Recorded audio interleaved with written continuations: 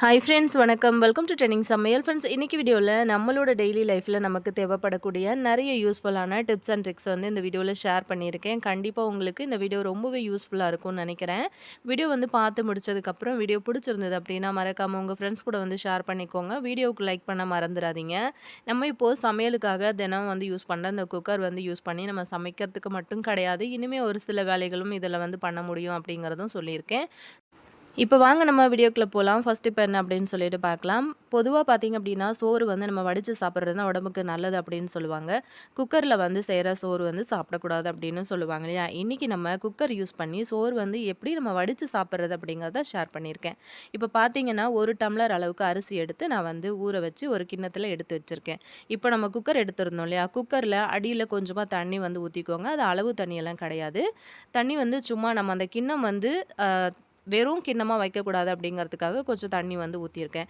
இப்போது 1 டம்ளர் அரிசிக்கு 2 டம்ளர் கணக்கு நம்ம வந்து தண்ணி வைப்போம் இல்லையா குக்கரில். ஆனால் இன்றைக்கி நான் வந்து ஒரு 2 1/2 டம்ளர் கிட்ட நான் வந்து வச்சுருக்கேன். அது எதுக்காக அப்படின்னா, நம்ம வந்து வடிக்க போகிறோம், முன்னாடியே சொன்னேன் இல்லையா?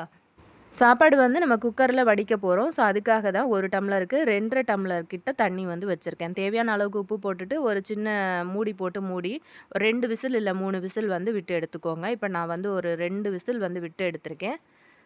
இப்போ பார்த்தீங்கன்னா, குக்கர் நான் வந்து ஓப்பன் பண்ணி காட்டுறேன் பாருங்கள். சாப்பாடு வந்து நல்லா வெந்து வந்திருக்கு. பார்க்கும்போது உங்களுக்கு தெரியும்னு நெனைக்கிறேன். அதே சமயத்தில தண்ணியும் வந்து அதாவது அந்த கஞ்சி தண்ணியும் உள்ளுக்குள்ளே இருக்கிறது உங்களுக்கு நல்லா தெரியும்னு நெனைக்கிறேன்.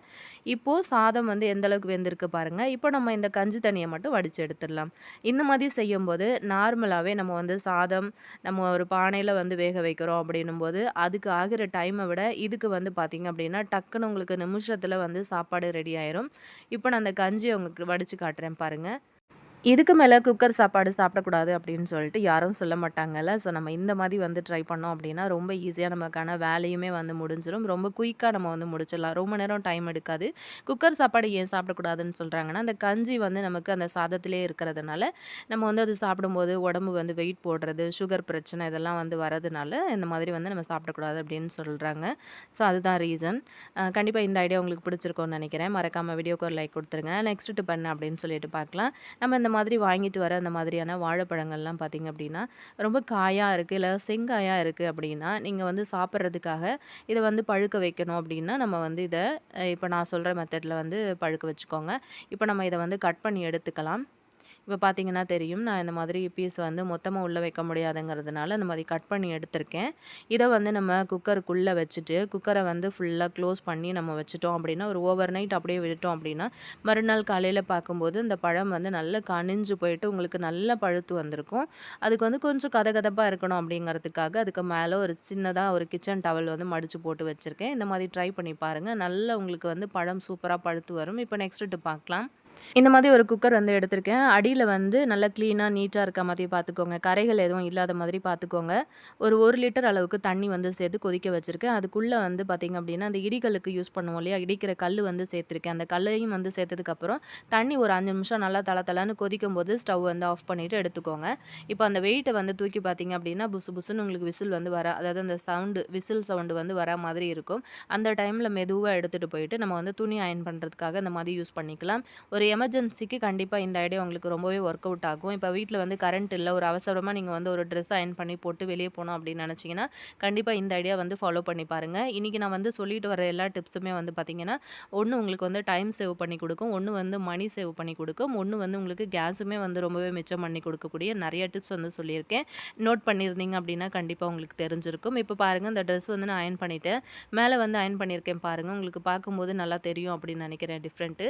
ஸோ அதுக்கப்புறம் இந்த ஷால் வந்து எந்த அளவுக்கு சுருக்கமா இருக்கு பாருங்க. ஸோ இதையும் வந்து நான் அயர்ன் பண்ணி காமிக்கிறேன். இந்த மாதிரி வந்து பண்ணும்போதே நமக்கு நல்லா பளிச்சுன்னு நல்லா நீட்டா வந்து அயர்ன் ஆகும். சூடு வந்து அதுக்காக தான் நம்ம வந்து அந்த கல்லு வந்து உள்ள சேர்த்துருந்தோம் இல்லையா? ஸோ அந்த கல்லு வந்து சேர்த்துருக்கிறதுனால அந்த சூட வந்து அப்படியே உள்ளுக்குள்ள தக்க வச்சுக்கும். நமக்கு சீக்கிரத்தில வந்து அந்த சூடு வந்து ஆறிடாது. இந்த ஷாலோட பாருங்க. இந்த பக்கம் எவ்வளோ சூப்பரா வந்து நீட்டா அயர்ன் பண்ணியிருக்கோம். அந்த பக்கம் வந்து அப்படியே சுருக்கம் அப்படியே இருக்கு பாருங்க. உங்களுக்கு டிஃப்ரெண்ட் தெரியணும் அப்படிங்கிறதுக்காக நான் அப்படியே வந்து வச்சிருக்கேன்.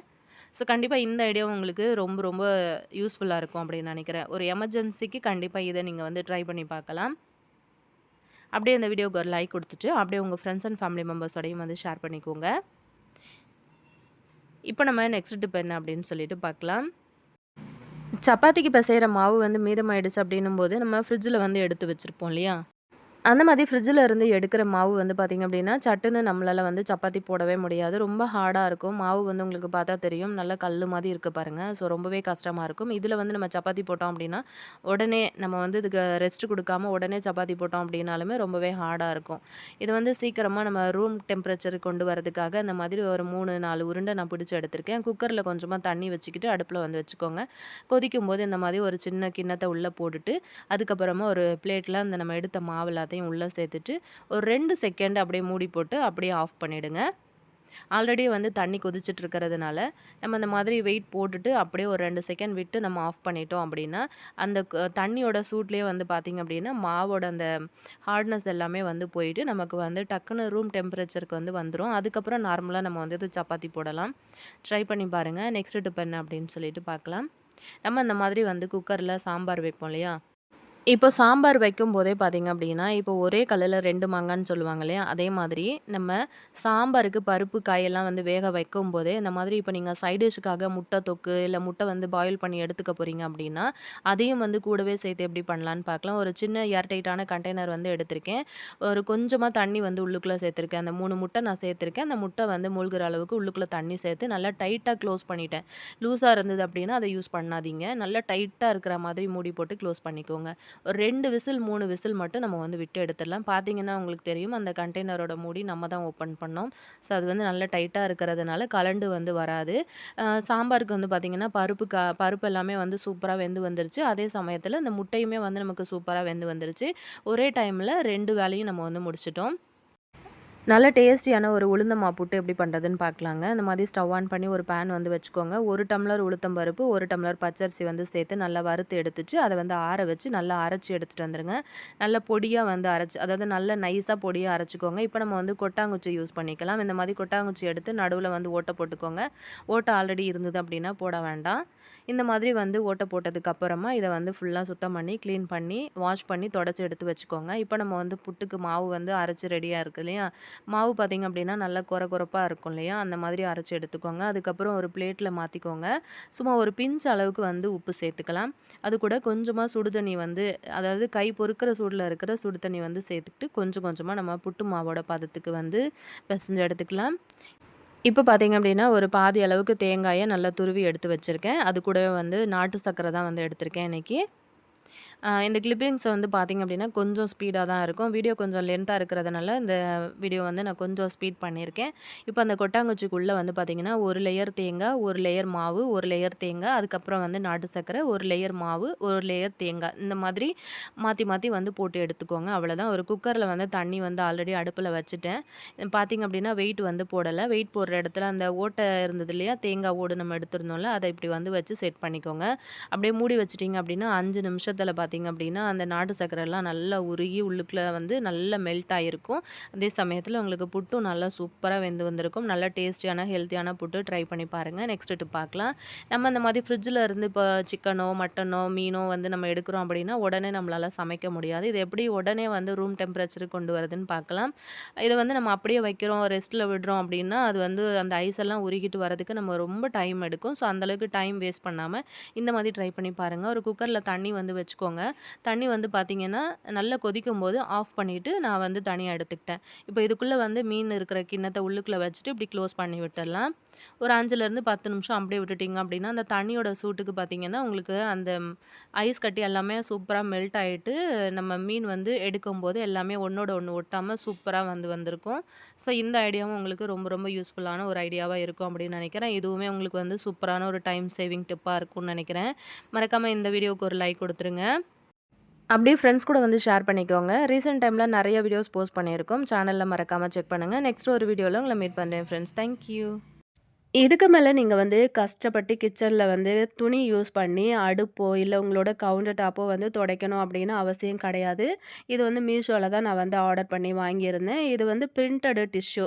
அதாவது உங்களுக்கு இத ரீயூஸ் பண்ணிக்கலாம். அதாவது வாஷ் பண்ணிக்கலாம். அந்த மாதிரி என்ன வேணா நீங்க வந்து பண்ணிக்க முடியும். ஆனா ரொம்ப சாஃப்ட்டா இருக்கிறதுனால, நம்ம வந்து கை வச்சு அழகா நம்மளோட அடுப்பையும் சரி, நம்மளோட கவுண்டர் டாப்பையும் வந்து துடைக்கிறதுக்கு ரொம்பவே யூஸ்ஃபுல்லா இருக்குங்க. நானும் நெறைய ரிவ்யூ எல்லாம் பார்த்து யூடியூப்ல நெறைய வீடியோஸ் வீடியோஸ் எல்லாம் பார்த்து தேடினதுக்கு அப்புறம் தான் ஃபைனலா நானும் இத ஆர்டர் போட்டு வாங்கியிருந்தேன். இதோட பிரைஸ் வந்து பார்த்தீங்க அப்டின்னா, இது 2 ரோல் வந்தது. இதோட பிரைஸ் வந்து 2மே சேர்த்து ரூ. 136 சில்லற கிட்ட வந்துச்சுங்க. இது வந்து நம்ம கட் பண்ணி எடுக்கிற மாரி, அதாவது சின்ன சின்ன பீஸா நமக்கு தேவையான சைஸ்ல கட் பண்ணி எடுக்கிற மாரி அவங்களே வந்து குடுத்துருக்காங்க. பாருங்க எவ்ளோ அழகா நம்ம வந்து பிரிச்சு எடுத்துட்டோம் அப்டின்ட்டு. ஸோ இவ்ளோ தான் வந்து ஒரு பீஸ் உங்களுக்கு இவ்ளோ தான் வரும். கையில வந்து பிடிச்சு ஹேண்டில் பண்ணுறதுக்கு ரொம்பவே சாஃப்ட்டா இருக்கிறதுனால, நமக்கு இத வந்து யூஸ் பண்ணி நம்ம கிச்சன்ல இருக்கிற நம்மளோட அடுப்பு, கவுண்டர் டாப்பு அது மட்டும் இல்லாம நம்ம கிராசரி ஐட்டம்லாம் போட்டு வச்சிருப்போம் இல்லையா? பாட்டில் அந்த டப்பாலாம் வச்சிருப்போம்ல கண்டெய்னர். அது எல்லாமே வந்து பார்த்தீங்க அப்டின்னா, கிளீன் பண்றதுக்கு ரொம்பவே நமக்கு வசதியா இருக்கும். அதே மாதிரி நீங்க ஒரு தடவ வந்து கிளீன் பண்ணினதுக்கு அப்புறம் கூட, திரும்பவும் நீங்க வந்து இத வாஷ் பண்ணினதுக்கு பிறகு, திரும்ப கூட நீங்க வந்து யூஸ் பண்ணிக்கலாம். ஒரு தடவ எடுக்கிற கிளாத் ஒரு 4, 5 தடவையாவது நீங்க வந்து யூஸ் பண்ணிட்டு, அதுக்கப்புறம் தூக்கி போட்டுடலாங்க. இப்ப நான் இத யூஸ் பண்ணி நம்மளோட அடுப்பு வந்து துடைக்க போறேன். இப்ப ஃபர்ஸ்ட்டு அடுப்பு துடைக்கிறதுக்கு முன்னாடி, இந்த கம்பி எல்லாத்தையுமே ஃபர்ஸ்ட்டு நம்ம வந்து ரிமூவ் பண்ணி எடுத்துறலாம். இப்ப அடுப்பு வந்து எந்த அளவுக்கு வொர்ஸ்ட்டா இருக்கு, எவ்வளோ கரை இருக்கு அப்படிங்கிறது உங்களுக்கு தெரியும். இப்ப இதுல வந்து பார்த்தீங்கன்னா, லைட்டா தண்ணி மட்டும் நான் வந்து தெளிச்சு விடுறேன். அந்த கரைகள் எல்லாமே நமக்கு வந்து ஊறி வரணும் இல்லையா? ஸோ அதனால. ஆல்ரெடி நீங்க வந்து அடுப்பு கிளீன் பண்ணிட்டுருக்கீங்க. நீங்க வந்து சமைக்கும்போது லைட்டா அங்கங்க கரை படுது அப்படின்னா, நீங்க இந்த கிளாத் வந்து யூஸ் பண்ணி டைரக்ட்டா அப்படியே வந்து தொடச்சிடலாம். எனக்கு இன்னைக்கு அடுப்பு இவ்வளோ அழுக்கா இருக்கிறதுனால, ஃபர்ஸ்ட்டு நான் லைட்டா தண்ணி வந்து தெளிச்சுக்கிட்டேன். அதுக்கப்புறம் லைட்டா நம்ம வந்து பாத்திரம் கழுவுறதுக்கு யூஸ் பண்ற லிக்விட் வந்து போட்டுக்கிட்டேன். அதுக்கப்புறம் நார்மலான இந்த மாரி ஒரு சாஃப்ட்டான ஸ்க்ரப்பர் வந்து யூஸ் பண்ணி ஃபுல்லா இத வந்து தேய்ச்சு விட்டுறலாம். அதுக்கப்புறம் அந்த கிளாத் வந்து யூஸ் பண்ணி நம்ம இத வந்து கிளீன் பண்ணி தொடச்சு எடுக்க போறோம். ஒரு தடவ நீங்க அந்த கிளாத் வந்து வாங்கி வச்சு நீங்க கிச்சன்ல வந்து யூஸ் பண்ணி பார்த்தீங்க அப்டின்னா, உங்களுக்கே வந்து பிடிக்க ஆரம்பிச்சுரும். இந்த மாதிரி நம்ம துடைக்கும்போதே பார்த்தீங்க அப்டின்னா, அந்த சோப்பு, தண்ணி இது எல்லாமே அழகா அந்த டிஷ்யூ கிளாத்தே நமக்கு அப்படியே சூப்பரா அப்சர்வ் பண்ணிக்கும். பார்க்கும்போது உங்களுக்கு தெரியும் அப்படின்னு நெனைக்கிறேன். ஒரு தடவ நம்ம வந்து துடைக்கும்போதே பார்த்தீங்க அப்டின்னா, அடுப்பு ஓரளவுக்கு நல்லா பளிச்சுன்னு ஆயிடுச்சு. அதுக்கப்புறம் இதில டஸ்ட் இருக்கும் இல்லையா? இத அப்படியே எடுத்துட்டு போயிட்டு சிங்க்ல நம்ம வந்து அலசி எடுத்துட்டு, திரும்பவும் நான் எடுத்துட்டு வந்து துடைக்கிறேன். ஒரு 2 தடவ வந்து இவ்ளோ அழுக்கா இருக்கிற அடுப்ப நம்ம வந்து நார்மலா கிளீன் பண்ணினதுக்கப்புறம், ஒரு 2 தடவ இந்த மாதிரி வந்து நம்ம தொடச்சு விட்டோம் அப்படின்னாலே, நம்மளோட அடுப்பு வந்து நல்லா பளிச்சுன்னு கிளீன் ஆயிடுங்க.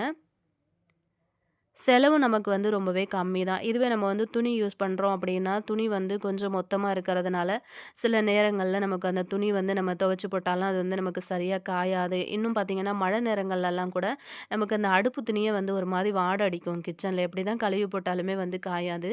ஆனா இது வந்து பார்த்தீங்க அப்படின்னா, உங்களுக்கு நிமிஷத்துல காஞ்சிரும். பார்த்தீங்கன்னா உங்களுக்கு தெரியும். அடுப்பு வந்து எவ்ளோ பளிச்சுன்னு பளபளன்னு நம்ம வந்து தொடச்சு எடுத்துட்டோம் அப்படின்னு. அதுக்கப்புறம் வந்து கவுண்டர் டாப்ல அந்த மாரி கரைகள் எல்லாம் இருக்கும் இல்லையா? லைட்டா அந்த கிளாத்த வந்து தண்ணீல நனச்சுக்கிட்டு, அதுக்கப்புறம் இந்த மாதிரி வந்து தொடச்சு விட்டீங்க அப்படின்னா, நமக்கு ரொம்பவே சாஃப்ட்டா இருக்குங்க. கையில வந்து அத பிடிச்சு துடைக்கும்போது நமக்கே ஆசையா இருக்கும். இன்னும் தொடச்சுக்கிட்டே இருக்கலாமா? அப்படிங்கிற மாரி ஒரு ஃபீல் இருக்கும். ஃபுல்லா அந்த மாதிரி நான் தொடச்சுட்டு உங்ககிட்ட காமிக்கிறேன். அடிக்கடி இந்த மாரி வந்து யூஸ் பண்ணி நம்ம அடுப்பா இருந்தாலும் சரி, கவுண்டர் டாப்பா இருந்தாலும் சரி, தொடச்சு கிளீனா வச்சுட்டோம் அப்டின்னா, கிச்சனே வந்து பார்க்கறதுக்கு ரொம்பவே நீட்டா இருக்கும். அடுத்து நம்ம போய் கிச்சன்ல வந்து டயர்ட் இல்லாம வேலை செய்றதுக்கும் நமக்கு வந்து ஒரு மோட்டிவா இருக்கும். பார்த்தீங்கன்னா, உங்களுக்கு தெரிஞ்சிருக்கும்னு நெனைக்கிறேன். கண்டிப்பா இதோட லிங்க் வேணும் அப்டின்னா சொல்லுங்க. நான் டிஸ்கிரிப்ஷன்ல குடுக்குறேன். மறக்காம நீங்களும் வேணும் அப்டின்னா லிங்க கிளிக் பண்ணி பர்ச்சேஸ் பண்ணிக்கோங்க.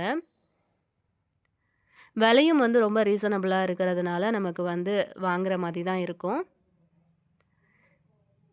இந்த ஐடியா உங்களுக்கு பிடிச்சிருந்தது அப்படின்னாலும், மறக்காம இந்த வீடியோவுக்கு ஒரு லைக் குடுத்துருங்க. அப்படியே நம்மளோட கவுண்டர் டாப் எப்படி இருக்கு அப்படிங்கிறதையும் சொல்லுங்க. அப்படியே உங்க ஃப்ரெண்ட்ஸ் அண்ட் ஃபேமிலி மெம்பர்ஸோடையும் வந்து இந்த வீடியோ வந்து ஷேர் பண்ணிக்கோங்க. ஃபுல்லா நான் வந்து கிளீன் பண்ணினதுக்கப்புறம் காட்டுறேன் பாருங்க. என்னோட கிச்சன் கவுண்டர் டாப் வந்து ரொம்பவே சின்னது தாங்க. அந்த அடுப்பே வந்து பார்த்தீங்க அப்படின்னா, 4 பர்னர் அடுப்பு அப்படிங்கிறதுனால, நான் அடுப்பு வந்து வச்ச உடனே வந்து எனக்கு கவுண்டர் டாப்ல கொஞ்சம் தான் வந்து இடம் இருக்கும். இந்த பக்கமும், அந்த பக்கமும் கொஞ்சமான திங்ஸ் தான் நான் வந்து ஆர்கனைஸ் பண்ணி வந்து வச்சிருக்கேன். மறக்காம ட்ரை பண்ணி பாருங்க. நெக்ஸ்ட் டிப் பார்க்கலாம். நம்ம எப்பவுமே கடைகள்ல வந்து வாங்கி சாப்பிடுற மாதிரி ஃப்ரைட் ரைஸு நல்ல உதிரி உதிரியா நம்ம வந்து செய்யணும் அப்படின்னா, வீட்ல அவ்வளவா நமக்கு வந்து செய்ய வராது. அதுக்கு முக்கியமான ஒரு விஷயம் நம்ம கவனிக்கணும். என்ன அப்படின்னு பார்த்தீங்கன்னா, நம்ம ஃப்ரைட் ரைஸ்க்காக வந்து யூஸ் பண்ற ரைஸ் வந்து நம்ம வந்து குக் பண்ண அதாவது குழஞ்சு போகாம நல்ல அரிசி உதிரி உதிரியா வர்ற மாதிரி நம்ம குக் பண்ணினதுக்கப்புறம், சாப்பாட வந்து கொஞ்ச நேரம் ஆறுனதுக்கு பிறகு, ஒரு 15 நிமிஷத்துலேருந்து 20 நிமிஷம் வரைக்கும் நீங்க ஃப்ரிட்ஜில வந்து வச்சுட்டு, அதுக்கப்புறமா எடுத்து நீங்க ரைஸ் வந்து பண்றதுக்கு ஸ்டார்ட் பண்ணீங்க அப்படின்னா, கடைகள்ல நம்ம வந்து வாங்கி சாப்பிடும்போது ரைஸ் வந்து எந்த அளவுக்கு உதிரி உதிரியா நமக்கு வந்து ஒட்டாம நல்லா இருக்கோ, அதே மாதிரியே உங்களுக்கு வந்து வீட்லயுமே வந்து செய்றதுக்கு வரும். எப்பவுமே சாதம் வந்து வடிச்ச கையோடயே நம்ம வந்து ஃப்ரைட் ரைஸ் வந்து பண்ண ஆரம்பிச்சிட்டோம் அப்படின்னா, நமக்கு கடைகள்லலாம் நம்ம சாப்பிடுற மாரி நமக்கு வந்து கிடைக்கவே கிடைக்காது. அதாவது அந்த பக்குவத்தில நமக்கு வந்து கிடைக்காது. லைட்டா குழஞ்சு போன மாதிரி டேஸ்ட் வந்து ரொம்பவே டிஃப்ரெண்ட்டா இருக்கும். ஆனா இந்த மாதிரி ட்ரை பண்ணி பாருங்க. ரைஸ் வந்து நம்ம கடைகள்ல வாங்கி சாப்பிடுற மாதிரியே நல்ல உதிரி உதிரியா சூப்பரா இருக்கும். முடிஞ்ச வரைக்கும் நீங்க வந்து பாஸ்மதி ரைஸ் வந்து யூஸ் பண்ணீங்க அப்படின்னா நல்லாவே இருக்கும். கண்டிப்பா இன்னைக்கான ஐடியாஸ் வந்து உங்களுக்கு ரொம்பவே பிடிச்சிருக்கும் அப்படின்னு நினைக்கிறேன். மறக்காம வீடியோ உங்களுக்கு பிடிச்சிருந்ததுன்னா வீடியோக்கு ஒரு லைக் குடுத்துருங்க. அப்படியே உங்க ஃப்ரெண்ட்ஸ் அண்ட் ஃபேமிலி மெம்பர்ஸோடையும் வந்து இந்த வீடியோ வந்து ஷேர் பண்ணிக்கோங்க. சேனல இதுவரைக்கும் சப்ஸ்கிரைப் பண்ணல அப்படின்னா, மறக்காம சப்ஸ்கிரைப் பண்ணிக்கோங்க. கூட இருக்கிற பெல் ஐகானையும் பிரஸ் பண்ணி, ஆல் அப்படிங்கிற நோட்டிஃபிகேஷன் பெல்லையும் ஆன் பண்ணி வைங்க. அப்பதான் நம்ம வீடியோ போடும்போதெல்லாம் உங்களுக்கு வந்து நோட்டிஃபிகேஷன் வந்து வரும். நீங்க மிஸ் பண்ணாம வீடியோவும் பார்க்க முடியும். நாளைக்கு இதே மாதிரி இன்ட்ரெஸ்டிங்கான இன்னொரு நல்ல பதிவுல நான் உங்கள திரும்ப மீட் பண்றேன் ஃப்ரெண்ட்ஸ். ஆல்ரெடி நம்ம வந்து ரீசென்ட் டைம்ல போட்ட வீடியோஸோட தம்ப்நெயில் எல்லாமே இதில வந்து எண்ட்ல குடுத்துருக்கேன். நெறைய பேர் வந்து வீடியோ பார்க்கல அப்படின்னு நெனைக்கிறேன். பார்க்காதவங்க மறக்காம தம்ப்நெயில் பார்த்துட்டு சேனல்ல போய் செக் பண்ணி பாருங்க. நெக்ஸ்ட் ஒரு பதிவுல நான் உங்கள திரும்ப மீட் பண்றேன் ஃப்ரெண்ட்ஸ். Thank you.